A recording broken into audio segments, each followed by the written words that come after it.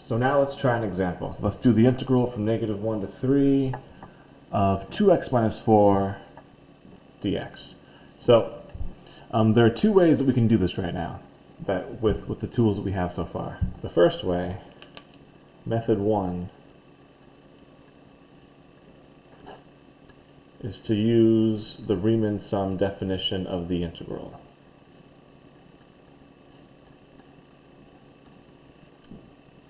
Right, so this is where we use the fact that the integral from -1 to 3, 2x minus 4 dx, is equivalent to the limit as the norm of the partition approaches 0 of the sum from 1 to n of f of c sub I delta x sub I. Just like we did with area, our first step is to find delta x. Now delta x does not have to be constant, right? It could change with the ith rectangle, but it makes sense to make delta x constant. So we're going to make delta x the same thing it was when we did our area example. b minus a over n, which is 3 minus -1 over n, 4 over n. And then c sub I could be any point in the ith subinterval. It could be left endpoint, right endpoint, midpoint, random point. But our life is easier if we use the right endpoint. So it's -1 plus I times delta x. And so when we rewrite our limit, since we made delta x constant, we don't have to worry about the norm of the partition. We can go back to using n approaches infinity. As long as delta x is constant, an infinite number of rectangles will converge to the true area. Then we plug everything else in. Just to say that again, this is the Riemann sum definition of the integral. It allows for delta x to not be constant. Since delta x does not have to be constant, that's why the norm of the partition approaches 0 is in our limit. But once you let delta x be constant, which it almost always makes sense for you to do, then it's okay to go back to n approaches infinity. So these two are equivalent because delta x was constant. Next, we plug our input into our function.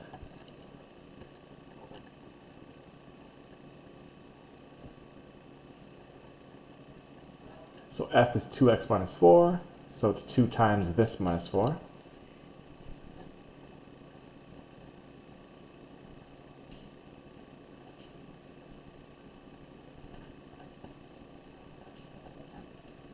Right, 2 times the input minus 4 times delta x.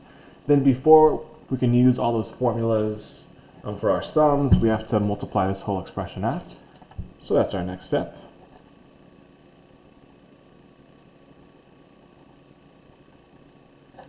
Multiplying out this term right here gives us -2 plus 8 over ni minus 4. And then all that is times 4 over n. And then we clean that up a bit.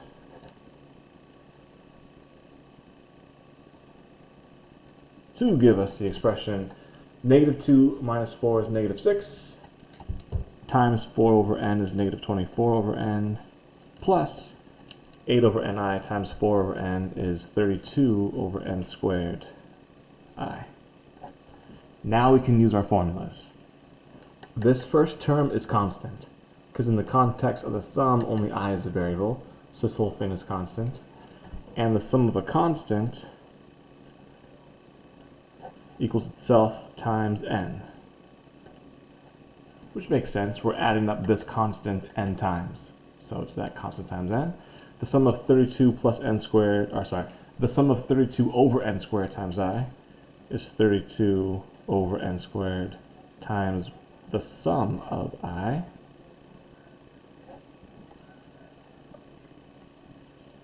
That's a 32 right there. And then take the limit as n goes to infinity. In this case, the n's cancel out. It gives you -24 plus, we'll have 32 n squared plus other stuff over 2n squared As n goes to infinity, we only consider the highest powered terms. It gives us 16. So our answer is -8. That is the first way that we could do this, with the Riemann sum definition. We could have also, I'm going to do this method in the border there.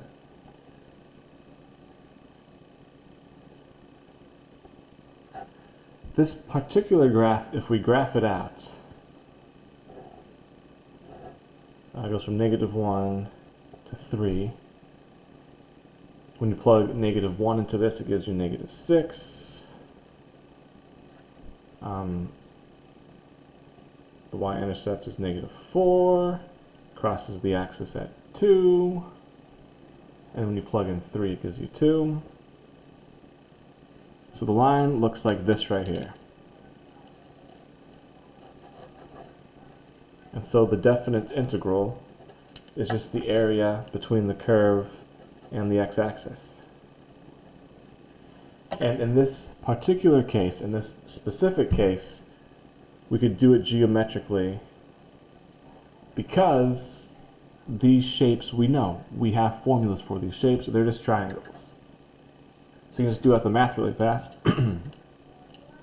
This base is 1, 2, 3 for its base. It goes down to -6.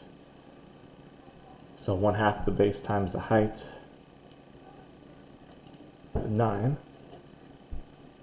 But it's negative because you're underneath the x-axis.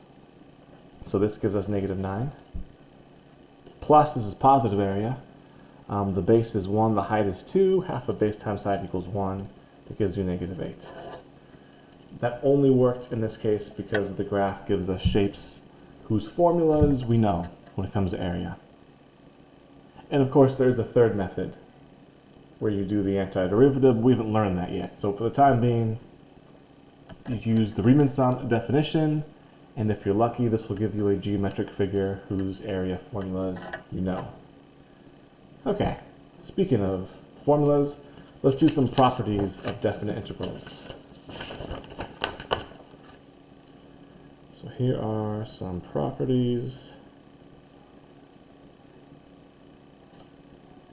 of definite integrals.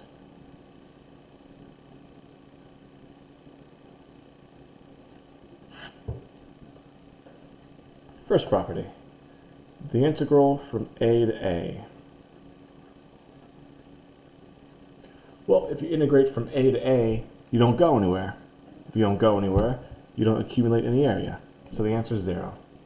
So the geometric reason is because you don't actually go anywhere, so there's no area that is accumulated. Algebraically, it's because delta x is the top bound minus the lower bound over n, which is 0. So delta x is 0, and since the Riemann sum definition multiplies by delta x, it zeroes everything out. The second definition, if you have the integral from b to a, it gives you the opposite of the integral from a to b.